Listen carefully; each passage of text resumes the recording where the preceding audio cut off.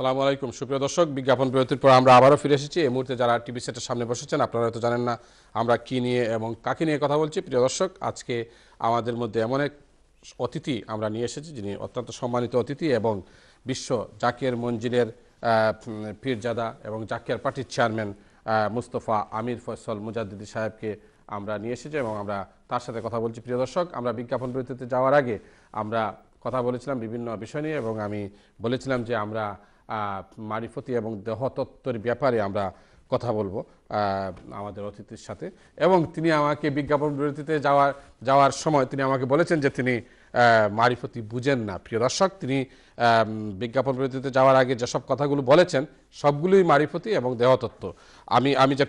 আমি যেটা বুঝি, মারিফতি বা দেহতত্ত্বের মাধ্যমে ফয়সল ভাই, স্রষ্টার আরাধনা কি সম্ভব? অবশ্যই সম্ভব, কারণ রাসূলুল্লাহ ইসলামের সাধনা জীবনে বা বাল্য জীবন থেকে, জন্মের পর থেকে বাল্য জীবন থেকে সাধনার জীবন থেকে নবুয়ত প্রাপ্তি, এই পর্যায় পর্যন্ত যা কিছু ঘটনা ঘটেছে সেখানে আমরা এলমে লাদুন্নি এলমে ইসরারের যে বিকাশ বিশ্বনবীর মাধ্যমে, বিশ্বনবীর অস্তিত্বের মধ্যে, ওজুদের মধ্যে আল্লাহ পাক ঘটিয়েছিলেন, সেটা আমরা স্পষ্টত দেখতে পাই। যেরকম ওনার সিনাকে চাক করা হয়েছে 3 বার, পরিষ্কার ফেরেশতারা এসে করেছেন। এরপরে জবলে নূরে আপনার সেই গুহার মধ্যে হেরা পর্বতে সেই গুহায় বিশ্বনবী রাসূলুল্লাহ সাল্লাল্লাহু আলাইহি ওয়াসাল্লাম ধ্যানস্থ অবস্থায়, মুশাহাদারত অবস্থায়, মহাসিন্ধুর পার থেকে মহিয়ান গরিয়ান আল্লাহ তাআলার আহ্বানে রাসূলুল্লাহ সাল্লাল্লাহু আলাইহি ওয়াসাল্লাম সেখানে চলে যেতেন। সমস্ত মানবতার কোলাহলের বাইরে গিয়ে সেখানে বসে থাকতেন। তিনি জ্ঞান সাধনা করতেন, তিনি গভীরভাবে তাফাক্কুর করতেন, সেখানে বসে থাকতেন। একসময় সেখানে আস্তে আস্তে আস্তে আস্তে তার পরিবর্তনে, দৈহিক পরিবর্তনের মধ্যে দিয়ে ধীরে ধীরে দেহের সমস্ত মালিন্য দূর হয়ে, যদিও তিনি নূর, তিনি নুন, আমাদের মতো মালিন্য তেনার ছিল না, কিন্তু তারপরও ঊর্ধ্বস্তর অতিক্রম করার যে দৈহিক পরিবর্তনগুলো, সেইগুলি আল্লাহ পাকের তরফ থেকে ফেরেশতারা করেছেন। এবং পরবর্তীতে মেরাজের রজনীতে আমরা দেখতে পাই রাসূলুল্লাহ সাল্লাল্লাহু আলাইহি ওয়াসাল্লামের কাছে ফেরেশতা সকল আসেন এবং তেনার অস্তিত্বের মধ্যে আরও বেশি শক্তি প্রয়োগ করা হয় এবং তারপর তিনি বুরাকে করে তিনি বাইতুল মুকাদ্দাসে যান। সেখানে গিয়ে তিনি সমস্ত পয়গম্বররা সেখানে অবতরণ করেন। তিনি সেখানে নামাজ পড়ান, 2 রাকাত নামাজ তেনার ইমামতিতে। যেহেতু তিনি সমস্ত পয়গম্বরদের সম্রাট, সৈয়দুল মুরসালিন, তেনার ইমামতে সবাই নামাজ আদায় করে, সকল পয়গম্বরগণ। এরপর তিনি বুরাকে করে জিবরাইল আলাইহিস সালাম সহ তিনি প্রথম আকাশে উপনীত হন, দ্বিতীয়, তৃতীয়, চতুর্থ, পঞ্চম, ষষ্ঠ, সপ্তম আকাশ। এরপর সিদরাতুল মুনতাহায় তিনি উপনীত হন, সৃষ্টির শেষ প্রান্তে। সেখানে জিবরাইল আলাইহিস সালাম এসে থেমে যান। থেমে গিয়ে বলেন যে আমার যে নূরের পাখা, 70,000 পাখা, এই পাখার যে শক্তি বা রেডিয়েশন বা তাজাল্লি, সামনের যে রেডিয়েশন, সেখানে আমার প্রবেশ করা সম্ভব নয়, আল্লাহ তাআলার হুকুম নয়। আমি যদি আর 1 কদম সামনে যাই তাহলে আমার সমস্ত পাখাগুলি ভস্মীভূত হবে। তো সেখানে রাসূলুল্লাহ সাল্লাল্লাহু আলাইহি ওয়াসাল্লামকে বললেন জিবরাইল আলাইহিস সালাম যে ইয়া রাসূলুল্লাহ, আপনাকে এখান থেকে একা একা যেতে হবে। তখন আল্লাহ তাআলার তরফ থেকে যেটা আসলো রফরফ, সেই রফরফে অর্থাৎ নূরের এক বিশেষ বাহনে রাসূলুল্লাহ সাল্লাল্লাহু আলাইহি ওয়াসাল্লাম আরোহণ করতে ঊর্ধ্ব জগতে যেতে থাকলেন এবং 70,000 পর্দা তিনি অতিক্রম করলেন। নূরের পর্দা বিভিন্ন স্তরে বিভিন্ন রকম তাজাল্লি বা নূরের প্রকাশ, এটা সৃষ্টি জগৎ এবং স্রষ্টা জগতের মাঝখানে, যে সমস্ত স্থূল জগতের মাঝখানে যা কিছু অতিক্রম করতে হয়েছে, সেখানে বিশ্বনবী রাসূলুল্লাহ সাল্লাল্লাহু আলাইহি ওয়াসাল্লাম আল্লাহ পাকের ইচ্ছায়, আকর্ষণে, টানে এবং শক্তিতে তিনি সেখানে আরোহণ করলেন। আরশে আজিমে তিনি উপনীত হলেন। তারপর আল্লাহ তাআলা সেখানে তেনার জুতা মোবারক খুলে ফেললেন। আল্লাহ পাক বললেন, হে নবী, হে হাবিব, আপনি আপনার জুতা নিয়ে আরশের উপরে আসেন। তখন আল্লাহর হাবিব সেখানে আরোহণ করলেন এবং বললেন যে আপনার জুতার ধুলা দিয়ে আমি আরশকে পবিত্র করব এবং আমি আরশের কাছে সেইভাবে ওয়াদাবদ্ধ। রাসূলুল্লাহ সাল্লাল্লাহু আলাইহি ওয়াসাল্লাম আরশে উপনীত হলেন। আল্লাহ পাক বললেন, রাসূলুল্লাহ সাল্লাল্লাহু আলাইহি ওয়াসাল্লাম সালাম দিলেন, আত্তাহিয়াতু লিল্লাহি ওয়াস সালাওয়াতু। আল্লাহ পাক উত্তর দিলেন, আত্তাহিয়াতু লিল্লাহি ওয়াসসালাওয়াতু ওয়াত-তাইয়্যিবাতু ওয়াসসালামু আলাইকা আইয়ুহান নাবিয়্যু, আল্লাহ পাক উত্তর দিলেন, ওয়া রাহমাতুল্লাহি ওয়া বারাকাতুহু, আসসালামু আলাইনা ওয়া আলা ইবাদিল্লাহিস সালিহিন। শুধুমাত্র বিশ্বনবী নন, বিশ্বনবীর অন্তর্ভুক্ত, রিসালতের অন্তর্ভুক্ত সমস্ত আল্লাহ তাআলার বন্ধুদের প্রতি আল্লাহ পাক সালাম পেশ করলেন। ওয়াসসালামু আলাইনা ইবাদিল্লাহিস সালিহিন ওয়ালা ইবাদিল্লাহিস সালিহিন বলে আল্লাহ পাক সালাম দিলেন। এইটা আমাদের নামাজের মধ্যে সন্নিবেশিত করা হয়েছে আমাদের নামাজের কবুলিয়তের উসিলা হিসাবে। অতএব আল্লাহ পাকের প্রিয় পাত্রদের পথ ধরে আমাদেরকে অগ্রসর হতে হয়। আর সর্বশ্রেষ্ঠ পথ হচ্ছে বিশ্বনবী রাসূল পাক সাল্লাল্লাহু আলাইহি ওয়াসাল্লামের পবিত্র তরিকা অর্থ পথ। আর মারেফা হচ্ছে জ্ঞান, জ্ঞানের গভীরতা। তাই শরীয়তের বিধিবিধানের কঠোরতা, আমরা ইসলামকে এভাবে বা যে কোনো ধর্মমতের মধ্যেই ভালো কথা রয়েছে, ইসলামের মধ্যে পূর্ণতা এসেছে, রাসূল পাক সাল্লাল্লাহু আলাইহি ওয়াসাল্লামের মাধ্যমে পূর্ণতা, জ্ঞান এবং গুণের পূর্ণতা এসেছে। এবং এজন্য এই ধর্মতত্ত্বকে আমরা যদি দেখি, বিশেষ করে সত্য ধর্ম, শেষ ধর্ম, পরিপূর্ণ জ্ঞানের প্রকাশ বিশ্বনবী রাসূল পাক সাল্লাল্লাহু আলাইহি ওয়াসাল্লামের তরিকার মধ্যে দিয়ে আমরা যা পেয়েছি, সেখানে যদি আমরা দেখি তাহলে দেখব যে জ্ঞানের গভীরতা, শরীয়তের কঠোরতা বা বিধি এবং বিধানের কঠোরতা, পৃথিবীকে ঠিক রাখার জন্য, বিশ্ব সংসারকে, মানব সংসারকে ঠিক রাখার জন্য বিধিবিধান বা আইনের শাসন। তো বিধিবিধানের কঠোরতা, জ্ঞানের গভীরতা অর্থাৎ মারেফার গভীরতা, তাফাক্কুরের গভীরতা, গভীর চিন্তা এবং তাফাক্কুর বা গবেষণার মধ্যে দিয়ে সত্য উপলব্ধির পথে অগ্রসর হওয়া, according to the instruction of holy Quran and সুন্নাহ। এইভাবে অগ্রসর মারেফতের গভীরতা। তারপর আপনার ক্ষমা এবং প্রেমের উদারতা। আস্তে আস্তে মানব অস্তিত্বের মধ্যে সেই গুণাগুণগুলি আসে আল্লাহ তাআলার সিফাত জগৎ থেকে। ক্ষমার উদারতা, প্রেমের উদারতা। এরপর আরেকটা হাল মানুষের মধ্যে তৈরি হয়, সেটা হচ্ছে আল্লাহ পাকের মহব্বতের পথে এবং রাসূল পাক সাল্লাল্লাহু আলাইহি ওয়াসাল্লাম পাক মহব্বত এবং পাক মহব্বতের পথে তেনার পদাঙ্ক অনুসরণকারী এবং তেনার চরিত্রবান ওলি আল্লাহ সকলের সহবতে থেকে যে মহব্বত আশেকানের হৃদয় রাজ্যে আসে, প্রেম আসে, মহব্বত আসে, সেই মহব্বতের যে উন্মাদনা আসে এবং যে উন্মাদনার মধ্যে দিয়ে আশেক আল্লাহর দরবারে হাজির হয়, সারেক আল্লাহর দিদার এলাহিতে যায় এবং তার ভিতর জ্ঞান গুণের প্রকাশ ঘটে, তখন সে সৃষ্টিকে সেই গুণ এবং জ্ঞানের মহিমান্বিত করতে পারে। আল্লাহ পাক প্রদত্ত জ্ঞান এবং গুণে সে তখন পরিপূর্ণ হয় এবং সেই প্রেম সরোবর থেকে, সেই জ্ঞান সরোবর থেকে, জ্ঞানের পেয়ালা থেকে, গুণের পেয়ালা থেকে, প্রেমের পেয়ালা থেকে তখন সে আল্লাহর হাবিবের অনুসারী উম্মতে মুহাম্মদীকেও পান করায় এবং বিশ্ব মানবতার জন্য, শান্তিকামী মানবতার হৃদয় রাজ্যে সেই প্রেমের সুধা দিয়ে, মহব্বতের সুধা দিয়ে তার হৃদয় রাজ্যকে তখন প্রথম স্নিগ্ধ করে, এরপর তার মাথার চাঁদি হতে পায়ের তলা পর্যন্ত পূর্ণ স্নিগ্ধতার পথে নিয়ে এসে আল্লাহর হাবিবের তরির ভিতরে আরোহণ করায়। আমরা মুসলমান হিসাবে আমাদের উপরে নির্দেশনা, আমানতু বিল্লাহি ওয়া মালাইকাতিহি ওয়া কুতুবিহি ওয়া রাসূলিহি ওয়াল ইয়াউমিল আখির ওয়াল কদরি খাইরিহি ওয়া শাররিহি মিনাল্লাহি তাআলা ওয়াল বাস বাদাল মাউত। অর্থাৎ এ প্যাকেজ অফ বিলিফ। সেটা কি? সেটা হচ্ছে আল্লাহর উপরে বিশ্বাস, আল্লাহর একত্ববাদ, তৌহিদের উপরে বিশ্বাস, মালাইকাতিহি ফেরেশতাদের উপরে বিশ্বাস, ওয়া কুতুবিহি কিতাব বা আসমানি গ্রন্থসমূহের উপরে বিশ্বাস, ওয়া রাসূলিহি পূর্ববর্তী নবী রাসূলদের উপরে বিশ্বাস, ওয়াল ইয়াউমিল আখির পরপারের উপরে বিশ্বাস, পরকালের উপরে, ওয়াল কদরি খাইরিহি ওয়া শাররিহি মিনাল্লাহি তাআলা ওয়াল বাস বাদাল মাউত এবং মৃত্যুর পরে পুনরুত্থানের উপরে বিশ্বাস। এই টোটাল প্যাকেজ অফ বিলিভের মধ্যে কি আসতেছে? আমরা যেমন বিশ্ব নবী রাসূল পাক সাল্লাল্লাহু আলাইহি ওয়াসাল্লামকে বিশ্বাস করব, একই সঙ্গে আল্লাহর হুকুম এবং রাসূল সাল্লাল্লাহু আলাইহি ওয়াসাল্লামের নির্দেশনা হচ্ছে আমরা পূর্ববর্তী নবী, রসুল, অলি, অবতার যাই বলেন না কেন তাদেরকেও কিন্তু বিশ্বাস করতে হবে এবং পূর্ববর্তী সমস্ত আসমানি গ্রন্থসমূহকে বিশ্বাস আমাদের ঈমানের অন্তর্ভুক্ত।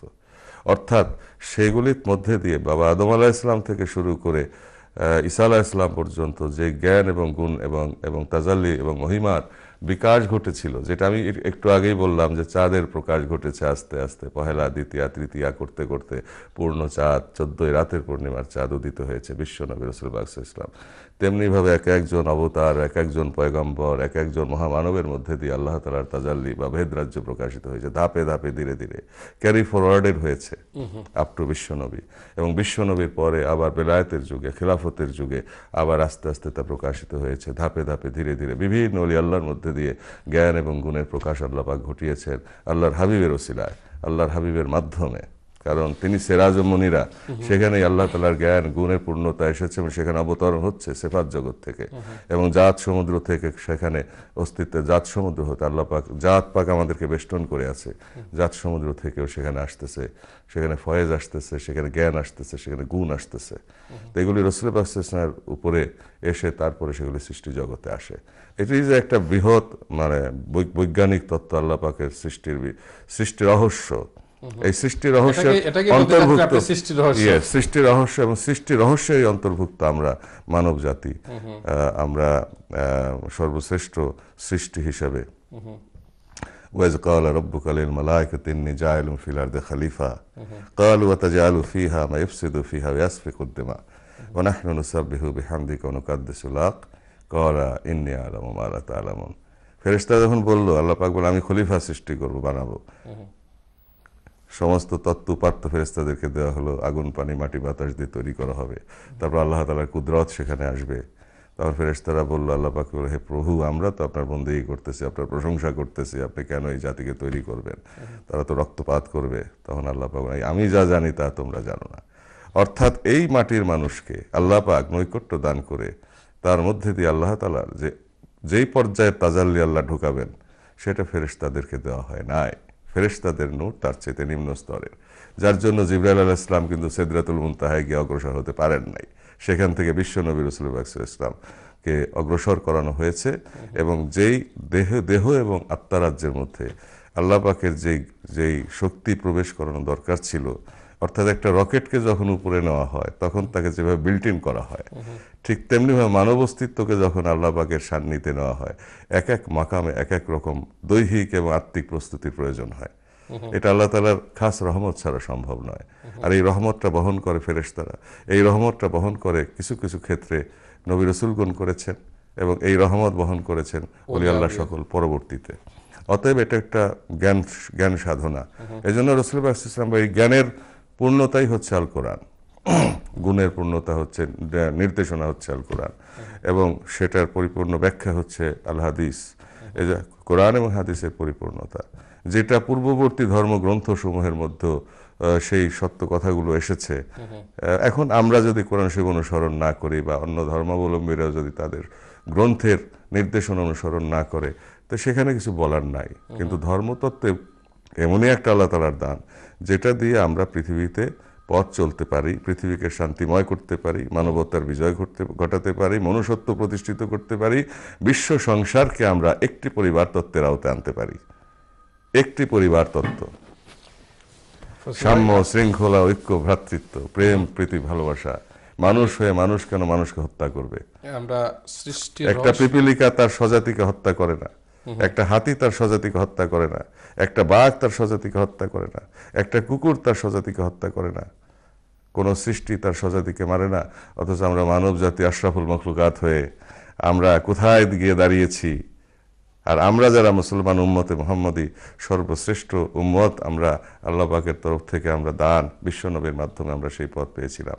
আমরা এবার রাসূল পাক সাল্লাল্লাহু আলাইহি ওয়াসাল্লামের কোন চরিত্র অনুসরণ করছি, কতটুকু অনুসরণ করছি, আল্লাহ পাকের নির্দেশনাই বা আমরা কতটুকু মানি, সেটা নিয়েও এখন আমাদেরকে ভাবতে হবে।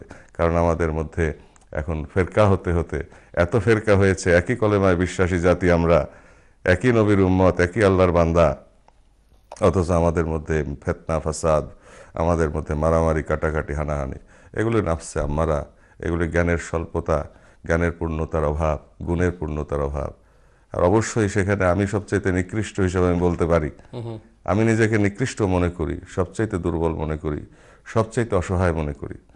তারপরে আল্লাহ পাকের রহমত বাবার ওসিলায়, বিশ্বনবী রাসূল পাক সাল্লাল্লাহু আলাইহি ওয়াসাল্লামের তোফায়েলে এই জামানায় বিশ্বওলি কেবলা জান হুজুরের খাতিরে তিনার রুহানি দোয়ার বরকত আল্লাহ পাকে যে রহমতটুকু পায়, অন্তত উপলব্ধি জগতে ভাবি, চিন্তা করি গভীরভাবে চিন্তা করি যে ধর্ম কি, কোরআন শরীফ কি বলেছে, হাদিস শরীফ কি বলেছে, ওলি আল্লাহ সকলের উপদেশ কি।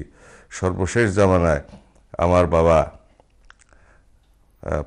পরম শ্রদ্ধেয় বাবা, পরম সম্মানিত বাবা, তিনি কি উপদেশ দিয়েছেন, তিনি জীবনে কি করেছেন, রাসূল পাক সাল্লাল্লাহু আলাইহি ইসলামের পথে, আল্লাহর হাবিবের চরিত্রের অনুসরণে, আল্লাহ তাআলার নির্দেশনার পথে আমার বাবা কি করে গেলেন এই বিশ্ব সংসারের শান্তি এবং মুক্তির জন্য, মুসলিম জাতিকে পথ দেখানোর জন্য, সমস্ত মানবতাকে রক্ষা করার জন্য তিনি যা কিছু করে গেলেন, আল্লাহর কোরআন এবং রাসূলের সুন্নাহর বাস্তব প্রতিষ্ঠা তিনি যেটা করলেন, যেই চেতনা নিয়ে আমরা অগ্রসর হচ্ছি।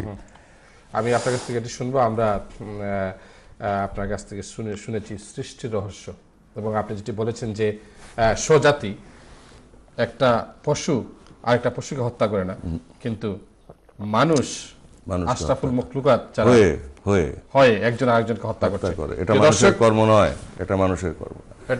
আল্লাহ পাক পরিষ্কার বলেছেন যে একটি নিরীহ মানুষকে হত্যা করে সে যেন সারা পৃথিবীর মানুষকে হত্যা করলো, আর যে একজন নিরীহ মানুষকে রক্ষা করে সে যেন তামাম দুনিয়ার মানুষকে রক্ষা করলো। এটা আল্লাহর কোরআন।